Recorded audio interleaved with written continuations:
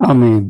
நாங்கள் இணைந்திருப்பது சங்கமம் வானொலியின் மாலை நேர விடுதலையின் வெளிச்ச நேரம். இந்த வேளையிலும் எங்களுடன் ஊழியர் பாஸ்டர் ஆண்டனி சில்லை இப்ராஹிம் அவர்கள் பிரைம் மினிஸ்டர் சார்பாக லண்டன் யூகேயிலிருந்து மாலை வேளையில் இணைந்திருக்கிறார். கர்த்தருடைய வார்த்தைகளை பெற்று எங்களுக்கு அனுப்பி தருகிறார். அந்த வகையிலே கேளுங்கள், உங்களுக்கும் ஆசீர்வாதமாக இருக்க, அதே வேளையிலே மற்றவர்களுக்கும் ஆசீர்வாதமாக இருக்க நீங்கள் இவற்றை பதிவு செய்து உங்களுக்கு அனுப்பி தருகிறோம். நீங்கள் அவற்றை மற்றவர்களுக்கும் அனுப்பி கொடுங்கள். நீங்களும் கேளுங்கள், ஆசீர்வாதம் பெற்றுக் கொள்ளுங்கள். வாஞ்சியோடு ஊழியர்கள் எடுத்து வருகிறது ஒரு செய்தி, பரிசுத்தாவியானவர் கொடுக்கிற வார்த்தை உங்களை தெளிவுபடுத்தும். இந்த வகையிலே கர்த்தர் வழி நடத்துவாராக. நாங்கள் தேவ ஊழியருக்கும் மாலை வணக்கங்களை கூறுவோம். அவருடைய சபையையும் அவரையும் வாழ்த்திக் கொண்டு நாங்கள் இந்த வேளையிலும் அவரிடம் ஒப்படைப்போம். பரிசுத்தாவியானவர் நமக்காக எடுத்து வருகிற தேவ செய்திக்காக முன்னதாக நன்றி கூறிக்கொண்டு நம் ஊழியரையும் மாலை வணக்கங்களை கூறி வாழ்த்தி வரவேற்போம். Praise the Lord. ஆமே. இந்த வேளையில் உங்களிடம் ஒப்படைக்கிறோம். பரிசுத்தாவியானவர் தாமே எங்களுக்காக எடுத்து வருகிற தேவ செய்திக்காக முன்னதாக நன்றி கூறிக்கொண்டு உங்களிடம் ஒப்படைக்கிறோம். வழிநடத்துங்க பாசம். ஆமென். இயேசு கிறிஸ்துவின் எண்ணெயற்ற நாமத்தினால் உங்கள் அனைவரையும் வாழ்த்தி வரவேற்கிறேன். கர்த்தர் நல்லவர், நம்மோடு கூட எப்பொழுதும் இருக்கிறார். ஆமென்.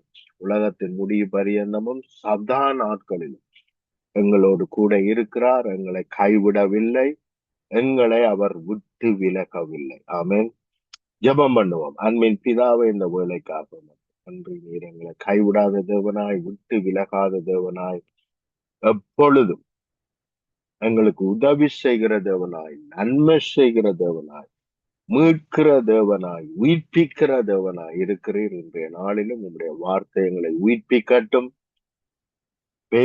பெருக பண்ணட்டும். இயேசுவின் இணையற்ற நாமத்தினால் எடுப்போம், வாசிப்போம். 1 யோவான் 4ஆம் அதிகாரம் 2ஆம் வசனத்திலிருந்து நான் வாசிக்கிறேன். கவனியுங்கள். இது மிகவும் மிக மிக முக்கியமான காரியம்.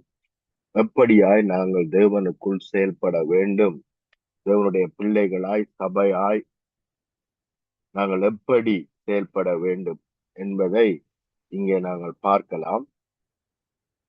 தேவ ஆவியை நீங்கள் எதினாலே அறியலாம் என்றால், மாமிசத்தில் வந்த இயேசு கிறிஸ்துவை அறிக்கை பண்ணுகிற எந்த ஆவியும் தேவனால் உண்டாகி இருக்கிறது.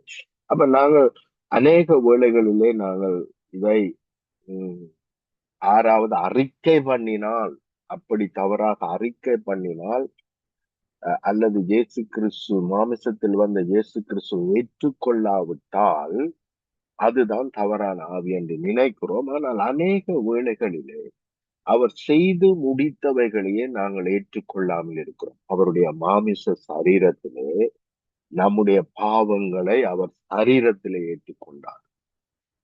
எங்களுடைய சாபங்களை அவருடைய சரீரத்திலே ஏற்றுக்கொண்டார். எங்களுடைய எல்லா விதமான நோய்களையும் என்ன செய்தார்? சரீரத்திலே தழும்புகளாக சரீரத்திலே அவர் என்ன செய்தார்? பெற்றுக்கொண்டார். எங்களுக்காக சிந்தப்பட வேண்டிய இரத்தத்தை சரீரத்தின் மூலமாய் சிந்தினார். எங்களுக்காக சரீரம், ஆட்டுக்குட்டி என்கின்ற ஒரு சரீரம் பலியாக்கப்பட வேண்டி இருக்கிறபடினால், அல்லது மறிக்க வேண்டி இருக்கிறபடினால், அவர் சரீரத்திலே, அவருடைய சரீரத்திலே எங்களுடைய மரணத்தை ஏற்றுக்கொண்டு எங்களை அதிலிருந்து விடுதலை ஆக்கினார். ஆமென். ஆகவே இது ஒருவருக்கு எழுதப்பட்டது அல்ல, அல்லது இன்னொரு சமயத்தார் இயேசு கிறிஸ்துவை, மாமிசத்தில் வந்த இயேசு கிறிஸ்துவை நாங்கள் தேவன் என்று ஏற்றுக்கொள்ள மாட்டோம் என்கின்ற அவர்களுக்குரிய வார்த்தைகளும் அல்ல. இது நமக்குரியது. நாங்கள் இவைகளை ஏற்றுக்கொள்ளுகிறோமா?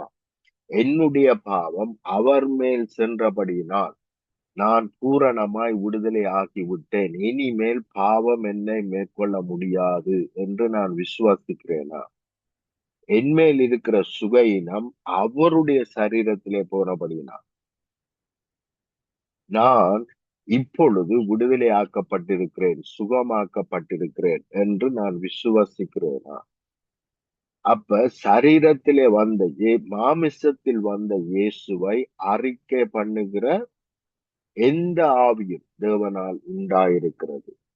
மாமிசத்தில் வந்த இயேசு மூலமாய்த்தான் என்னுடைய மாமிச கிரியைகள் எல்லாம் என்ன செய்யப்பட்டது?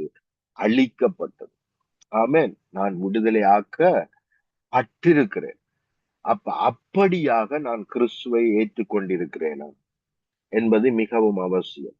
அவரே எனக்கு நீதியும், அவரே எனக்கு பரிசுத்தமும், அவரே எனக்கு விடுதலையும், அவரே எனக்கு ஞானமும், அவரே எனக்கு அறிவுமானார் என்று நாங்கள் விசுவசிக்கிறோமா? எங்களுக்கு தேவையான எல்லாவற்றிற்கும் எல்லாமாய் இயேசு கிறிஸ்து வந்தார். ஆமென்.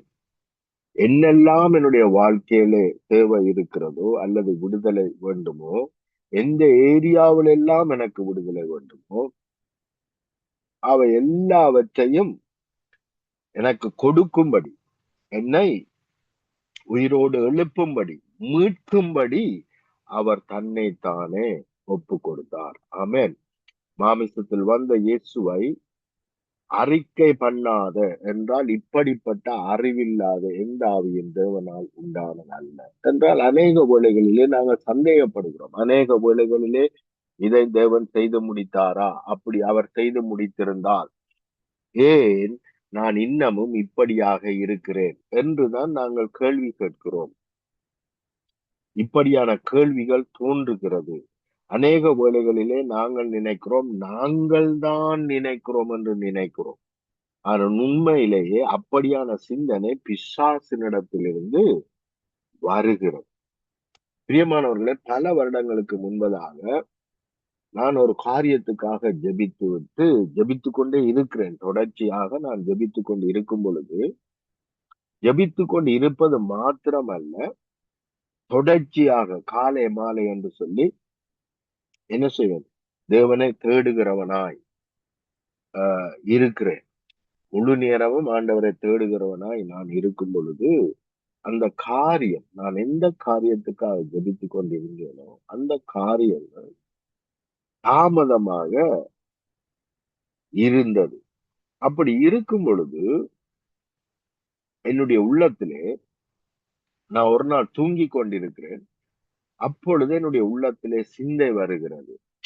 இவ்வளவு காலமும் தேவனை தேடி எனக்கு என்ன நன்மை நடந்தது? நான் எதிர்பார்க்கிற பிரேக் த்ரூ, விடுதலை எனக்கு இன்னும் வரவில்லையே. நான் இவ்வளவு காலமும் தேவனுக்கு உண்மையாயிருக்கிறேன், உத்தமனாயிருக்கிறேன், தேவனை தேடுகிறேன், இந்த வேத வசனத்தை படிக்கிறேன். இப்படியெல்லாம் நான் இருந்தும் ஒரு பிரயோஜனம் இல்லையே என்கின்ற ஒரு எண்ணம் நான் தூங்கிக் கொண்டு இருக்கும் பொழுது என்னுடைய சிந்தையில வந்தது. தூக்கத்தை விட்டு எழுந்த பொழுது அந்த அந்த சிந்தையினால் சோர்வடைந்து போனேன். அப்ப கவனியுங்கள், அநேக வேளைகளிலே இப்படியான சிந்தைகள் நமக்குள்ளே வந்து கொண்டுதான் இருக்குது. அப்ப நான் சோர்ந்து போய் இருந்த பொழுதிலும் அந்த ஈவினிங் நான் என்ன செய்தேன்? ஒரு சர்ச்சுக்கு அங்கே நான் கடந்து சென்றிருந்தேன். அங்கே கடந்து சென்றிருந்த பொழுது அங்கே தேவன் என்னோடு பேசினார். தீர்க்க தரிசனமாய் பேசினார் அந்த போதகர் மூலமா. மகனே, சோர்ந்து போகாதே, நான் உன்னோடு கூட இருக்கிறேன். நான் இவ்வளவாய் தேவனை தேடியும் எனக்கு ஒன்றும் சம்பவிக்கவில்லையே என்று நீ நினைக்கிறாய். ஆனால் சத்துரு உன்னோடு பேசினான் என்று அவர் மூலமா எனக்கு தீர்க்க தரிசனம் வந்து, அப்பொழுதுதான் எனக்கே தெரியும், இது என்னுடைய நினைவுகள் அல்ல. பிசாசு இப்படியான நினைவுகளை எங்களுடைய இதயத்திலே போட்டு எங்களை என்ன செய்கிறான்? எங்களை சோர்வடைய பண்ணுகிறான். அநேக தேவனுடைய பிள்ளைகள் தேவனுக்கென்று எழுந்து பிரகாசிக்க வேண்டும் என்று பிரயாசப்பட்டு அதிகமாய் ஜெபிக்கிற பிள்ளைகள், அதிகமாய் வேதம் படிக்கிற பிள்ளைகள், உண்மையை சொல்ல போனால் உத்தமமாய் இருக்க விரும்புகிற தேவனுடைய பிள்ளைகள் அநேக வேளைகளிலே அவர்கள் சோர்ந்து போவதற்கு காரணம் இப்படியான காரியங்களை பிசாசு இதயத்திலே போடுகிறான். ஆனால் கவனியுங்கள், அந்த வேளையிலே என்னட்ட மணி இருந்தது. ஏன் தாமதித்தது என்று சொன்னால், என்னுடைய கரங்களிலே மணி இருந்தது. அந்த மணி இல்லாமல் போகும் வரைக்கும் தேவன் என்ன செய்தார்? பொறுமையா இருந்தார். ஏனென்றால் மணி இருக்கும் பொழுது தேவன் கிரியை செய்திருப்பாரானால், என்னிடத்தில் இருந்த மணிதான் எனக்கு உதவி செய்தது என்று நான் நினைத்திருப்பேன். தேவனுக்கு கொடுக்க வேண்டிய மகிமையை கொடுக்காதிருந்திருப்பேன். மாத்திரமல்ல, தேவன்தான் இதை செய்தார் என்ற நிச்சயமற்றவனாய், என்னை நம்புகிறவனாய் நான் இருந்திருப்பேன். ஆனால் என்னிடத்தில் இருந்த மணி அநேக வேளைகளிலே தேவன் தாமதிக்கிறார் என்று நாங்கள் நினைக்கிறோம். அது தவறு. ஆனால் தேவன் வெயிட் பண்ணி கொண்டிருக்கிறார். ஏனென்றால் என்னிடத்தில் இருக்கிற மணி 0 ஆகும் வரைக்கும் அவர் வெயிட் பண்ணிட்டு இருக்கிறார். ஆனால் எந்த நிமிஷம் அது 40 ரூபா வந்துச்சோ, 40,000 இருந்து 40 ரூபா வந்துச்சோ, அப்பொழுது தேவன் சொல்லுகிறார், நீ புறப்பட்டு போ என்று சொல்லுகிறார். ஆண்டவரே, என்ன ஆண்டவரே, 40,000 இருக்கேக்க போன்னு சொல்லாமல், இப்ப 40 ரூபா இருக்கேக்க போன்னு சொன்னால் நான் எப்படி போவது என்று கேட்கும் பொழுது, நான் போ என்று சொல்லும் பொழுது, உன்னிடத்தில் 40 ரூபாய் இருக்கென்று எனக்கு தெரியாதா? நீ புறப்பட்டு போ என்று சொன்னார். உன்னுடைய தேவைகள் சந்திக்கப்படும் என்று சொன்னார். ஆமென். அப்ப கவனியுங்கள், தேவன் ஏதோ ஒரு காரியத்திலே தேவன் நாங்கள் எதிர்பார்க்கிற ஜெபிக்கிற காரியம் தடையா இருக்குமானால், அதற்கு தேவன் காரணம் அல்ல. நாங்கள் தான் காரணம். எனக்கு நான் தான் காரணம் என்று தெரியவில்லை. ஆனால் தேவன் சொன்னார், நீ போகிற நாளை நான் அறிந்திருக்கிறேன். ஆனால் அதை நான் உனக்கு சொல்ல மாட்டேன். ஏனென்றால் நீ நாளை பார்த்து கொண்டிருப்பாய், என்னை அல்ல. அப்ப அநேக வேளைகளிலே வெளிப்படுத்தும் வெளிப்படுத்தும் வெளிப்படுத்தும் என்று நாங்கள் தேவனிடத்திலே கேட்கிறோம். தேவன் வெளிப்படுத்தினால் என்ன நடக்கும் என்று சொன்னால், இந்த நாள்ல இது நடக்கும் என்று சொல்லி எப்பேடா அந்த நாள் வரும் என்றுதான் நாங்கள் பார்த்து கொண்டு இருப்போமே அல்லாமல், தேவனோடு உறவு வைக்கிறவர்களாய், அவரோடு கட்டப்படுகிறவர்களாய், நாட்டப்படுகிறவர்களாய், அவருடைய குணாதிசயத்திலே நிரம்புகிறவர்களாய் இருக்க மாட்டோம். இப்போ ஒரு வேலை வேணும் என்று வைத்துக் கொள்வோம். அந்த வேலைக்காக தேவன் மேன்மையான ஒரு வேலையை, மேன்மையான ஒரு பதவியை ஏற்படுத்தி இருப்பாரானால், இந்த நாளிலே நீ இன்ன பதவிக்கு வருவாய் என்று சொல்வது தேவனுக்கு ரொம்ப ஆசை. பாருங்க, சின்ன சாமுவேலோட தேவன் என்ன செய்கிறார்? பேசுகிறார். அப்படிப்பட்ட தேவன் நிச்சயமாய் எங்களோடு பேச விருப்பமாயிருக்கிறார். ஆனால் அவர் அதை சொல்வாரானால், நாங்கள் அவரிடத்தில் கற்றுக்கொள்ள வேண்டிய காரியங்கள், அவர் மேல் நாங்கள் வைக்க வேண்டிய போக்கஸ் வைக்காமல், நாங்கள் எங்களுடைய போக்கஸ் எங்கே மாறுகிறது? என்னத்துக்காக நாங்கள் ஜெபிக்கிறோமோ அதை நோக்கி, இன்னும் 1 மாதத்திலே நான் போய் விடுவேன். இன்னும் 1 மாதத்திலே எனக்கு இவைகள் கிடைக்கும். இன்னும் 1 மாதத்திலே நான் சரி வரும் என்று சொல்லிவிட்டு, நான் இப்பொழுது அதை நோக்கி செயல்படுகிறவனாய் இருப்பேனே அல்லாமல், தேவனை நம்பி அவரை நோக்கி போகிறவனா இருக்க மாட்டேன். அதனால்தான் நீங்கள் பார்ப்பீர்களானால், ஆபிரகாமே புறப்பட்டு வா என்றுதான் சொன்னாரே ஒழிய, என்ன சொல்லல, எங்க அடுத்தடுத்து எங்க எல்லாம் போய் சேரணும் என்று எதுவுமே சொல்லல. ஏனென்றால் அப்பொழுதுதான் நாங்கள் அவரை நோக்கி பார்க்கிறவர்களாய் இருப்போம். எவ்வளவுக்கு அவரை நோக்கி பார்க்கிறோமோ, நம்முடைய வழிகள் பிரகாசமாயிருக்கு, நம்முடைய முகங்கள் பிரகாசமாயிருக்கு, நம்முடைய ஜீவன் பிரகாசம் உள்ளதாயிருக்கு. எவ்வளவுக்கு அவரோடு இணைக்கப்பட்டு இருக்கிறோமோ, அவ்வளவுக்கு தான் நம்மால் கனி கொடுக்க முடியும். அவரோடு நாங்கள் இணைக்கப்படாமல் இருப்போமானால் நம்மால் கனி கொடுக்கவே முடியாது. அப்ப அவரோடு இணைக்கப்படும்படி தேவன் விரும்புகிறார். தேவனால் எங்களுடைய A to Z வாழ்க்கை வரலாற்றையும் சொல்ல முடியும். இந்த நாளிலே நீ இது செய்வாய், இந்த நாள்ல இது உனக்கு நடக்கும் என்று எல்லாமே தேவனால் சொல்ல முடியும். அப்படி தேவன் எல்லாவற்றையும் நமக்கு சொல்லுவாரானால், எல்லாவற்றையும் வெளிப்படுத்துவாரானால், நாங்கள் அதை எல்லாத்தையும் எழுதி வச்சுட்டு தேவனை விட்டுட்டு நாங்கள் அதை மாத்திரம் பின்பற்றுகிறவர்களாய் இருப்போம். இன்றைக்கு அநேகர் அப்படித்தான் செய்கிறார். தேவனிடத்திலே வெளிப்படுத்தும் என்று கேட்கிறார்கள். அதற்கு பிறகு வெளிப்படுத்தின பிறகு தங்களுடைய கிரியையை செய்கிறார். தேவனிடத்திலே ஆசீர்வாதத்தை கேட்கிறார்கள். இளைய குமாரனை போல ஆசீர்வாதத்தை பெற்றவுடனே தங்களுடைய இச்சைகளை தான் நிறைவேற்றுகிறார். அப்படி அல்லாமல் தேவனுடைய சித்தம் என்ன என்பதை நாங்கள் அறிந்து செயல்படுவோமானால், நாங்கள் எங்களுடைய நாங்கள் ஆசைப்பட்டதை பார்க்கிலும் பிரயாசப்பட்டதை பார்க்கிலும் அது ஜெபம் பண்ணினதை பார்க்கிலும் அதற்கு மேலாக மகிமையான மேன்மையான காரியம் எங்கள் மூலமாய் வெளிப்படும். ஆமென்.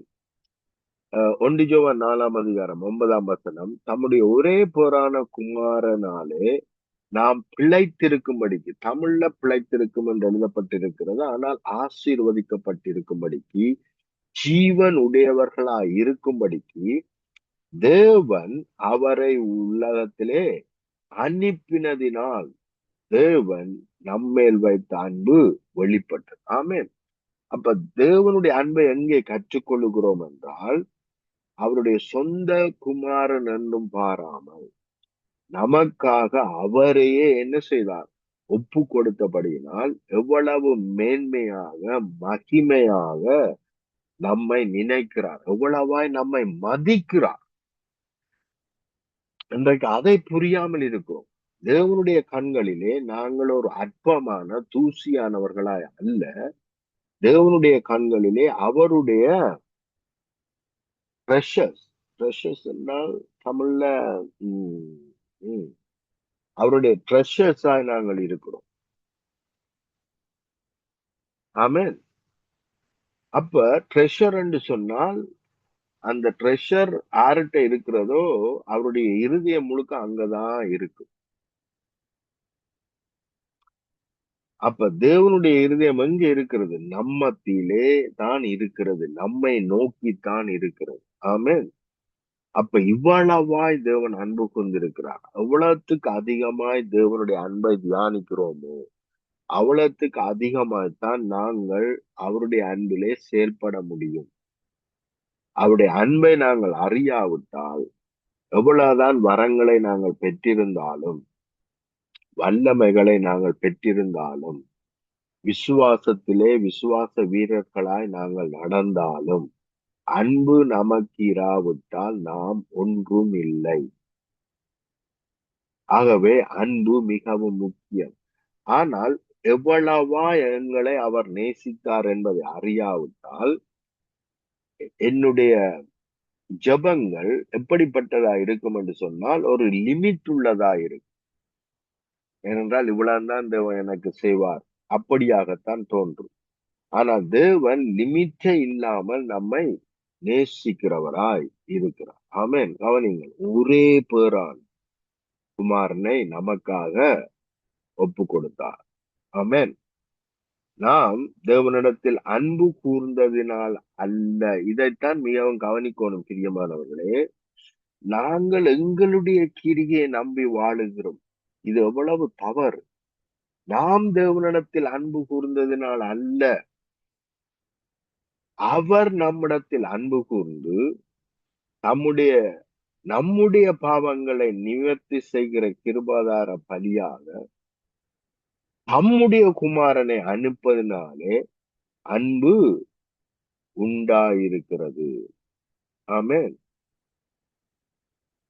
எங்களுடைய பாவங்களுக்காக எங்களை மரிக்க விடாமல், எங்களுடைய சாபங்களுக்காக எங்களை பே பண்ண விடாமல், அவர் தன்னுடைய ஒரே பேரான குமாரனை அனுப்பி எங்களுடைய பாவங்களுக்காகவும் சாபங்களுக்காகவும் அவரை ஒப்பு கொடுத்து எங்களை விடுதலையாக்கினபடியினால் தேவ அன்பு வெளிப்பட்டது.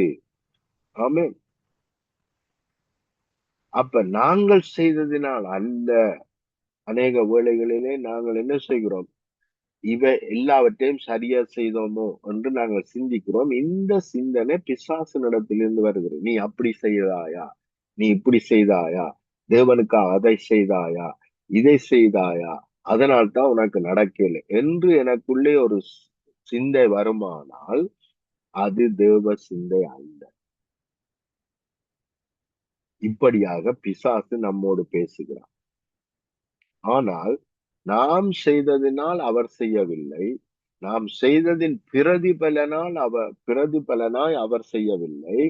அவர் நம்மிடத்தில் அன்பு கூர்ந்து, அவர்தான் முதலாய் நம்மிடத்தில் அன்பு கூர்ந்து என்ன செய்கிறார்? தன்னைத்தானே நம்முடைய பாவங்களை நிவர்த்தி செய்கிற கிருபாதார பலியாக நம்முடைய குமாரனை அனுப்பினதினாலே அன்பு உண்டாயிருக்கிறது. பிரியமானவர்களே, தேவன் இவ்விதமாய் நம்மிடத்தில் அன்பு கூர்ந்திருக்க நாமும் ஒருவரிடத்தில் ஒருவர் அன்பு கூற கடனாளியாய் இருக்கிறோம். ஆமென். ஆகவே எதை செய்தாலும் நாங்கள் அன்பின் நிமித்தம் செய்ய வேண்டியவர்களாய் இருக்கிறோம். அன்பு நிமித்தம் நாங்கள் செய்யாவிட்டால் எங்களுக்கு எந்த பலனும் இல்லை. எதை செய்தால் அன்பின் நிமித்தமே நாங்கள் செய்ய வேண்டும். 1 கொரிந்தியர் 13ஆம் அதிகாரம் 1ஆம் வசனத்திலிருந்து நான் வாசிக்கிறேன். நான் மனுஷர் பாசைகளையும் தூதர் பாசைகளையும் பேசினாலும் அன்பு எனக்கு இராவிட்டால் சத்தமிடுகிற வெண்கலத்தை போலவும் ஓசை இடுகிற கைத்தாளத்தை போலவும் இருப்பேன்.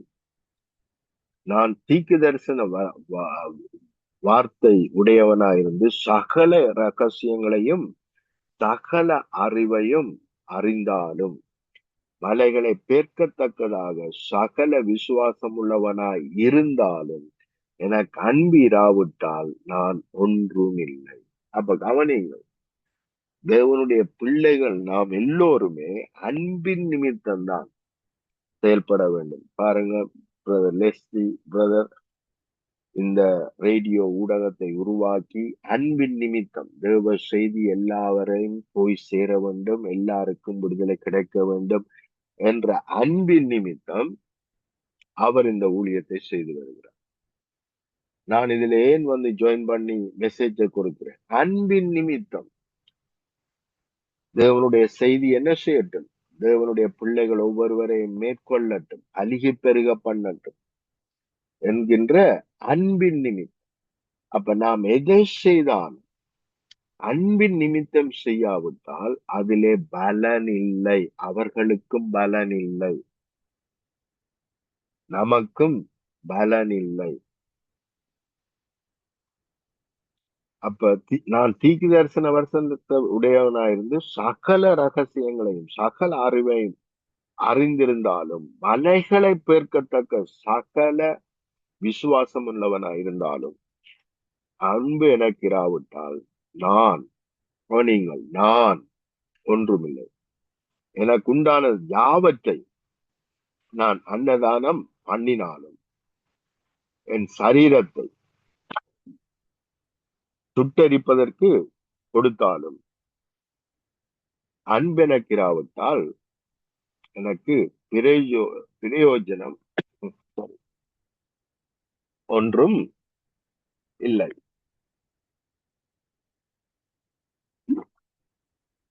அன்பு நீடிய சாந்தமும் தயவும் உள்ளது.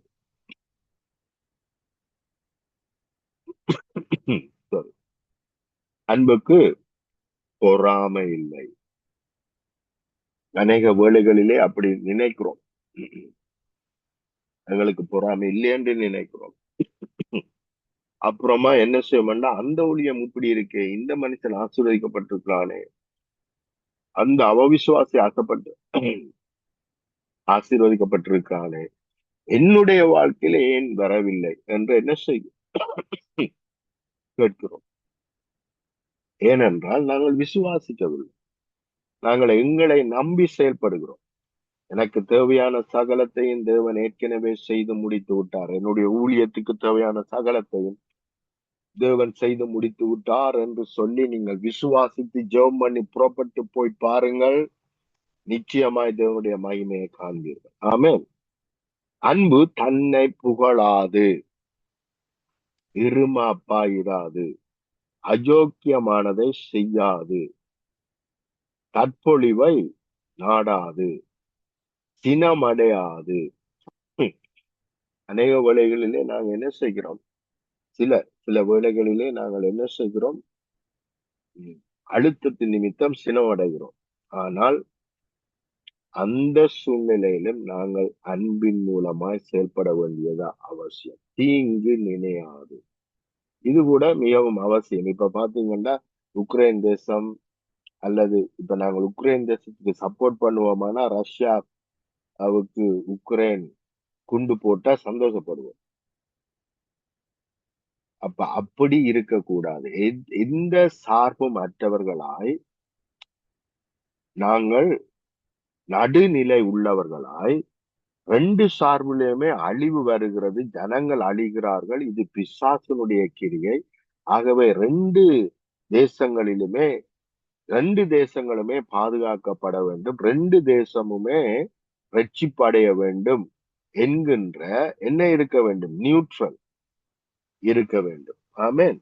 தீங்கு நாங்கள் நினைக்க கூடாது, அது அழிந்து போக வேண்டும் என்று நாங்கள் நினைக்க கூடாது. மாறாக ரட்சிக்கப்பட வேண்டும், மீட்கப்பட வேண்டும், கட்டப்பட வேண்டும், நாட்டப்பட வேண்டும் என்று நாங்கள் நினைக்க வேண்டியது அவசியம்.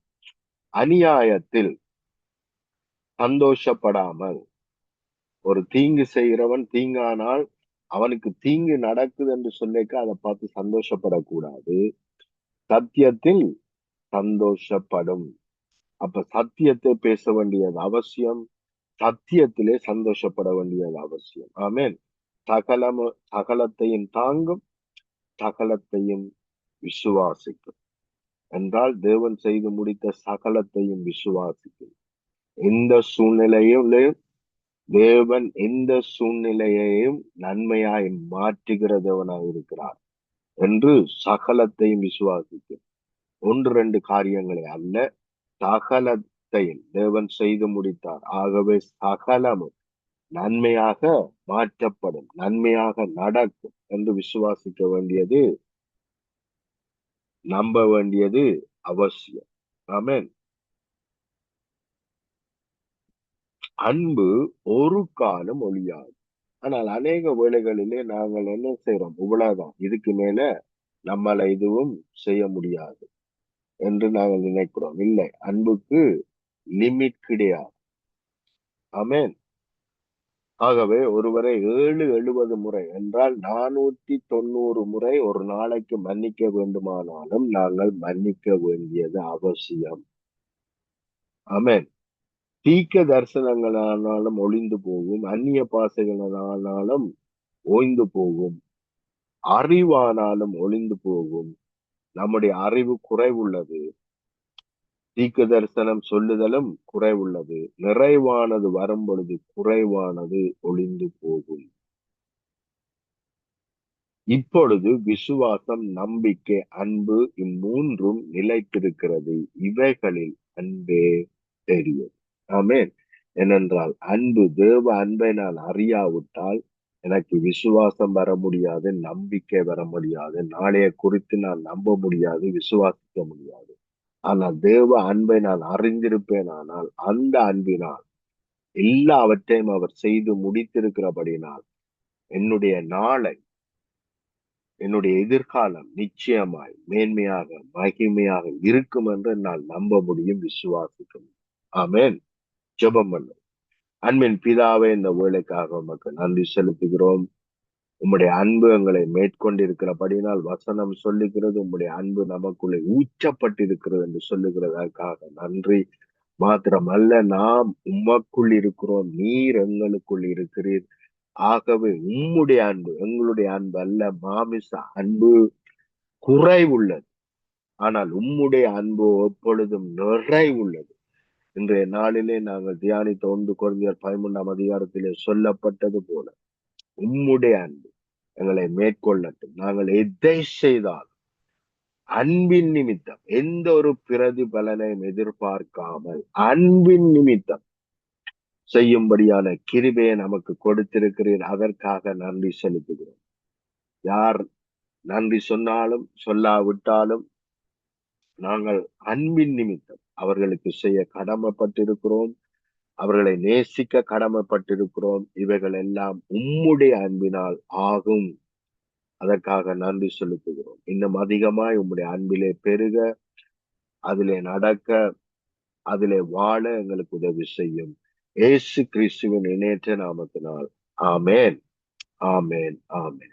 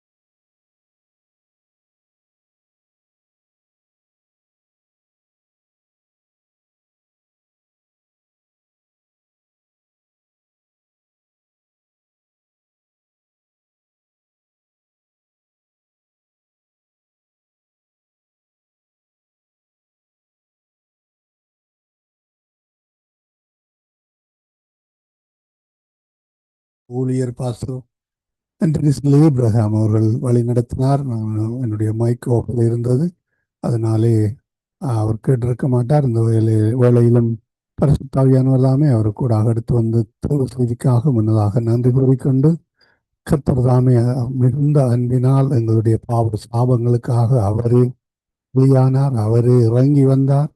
படைத்த தேவன் எங்கள் மேல் கொண்ட மிகுந்த அன்பினாலே இறங்கி வந்தார். மனிதனாக வந்த புதுவையிலே நமக்காக பலியாகி எங்களுக்கான எல்லா பாவங்களையும் அவர் ஏற்றுக்கொண்டு எங்களுக்கு ஆசீர்வாதத்தை கட்டளையிட்டு சென்றார். கர்த்தருக்கு நன்றி செலுத்துவோம். கர்த்தர் அந்த காரியத்தை எடுத்து வந்த ஊழியரையும் குடும்பத்தாரையும் வாழ்த்துவோம். வாரத்தின் முதல் நாளிலே பிரசங்களிடத்தில் நிற்கின்ற பொழுதும் வார்த்தைகள் சுத்தாவியானவர் கொடுக்கின்ற பொழுதும் கேட்கின்ற ஒவ்வொருவரும் விடுதலை பெற்றுக் கொண்டதுக்காக கர்த்தர் உதவி செய்வாராக. கர்த்தரை கருத்திலே ஒப்புவிப்போம். இந்த ஊழியரையும் குடும்பத்தாரையும் வாழ்த்துவோம். ஆமென், ஆமென்.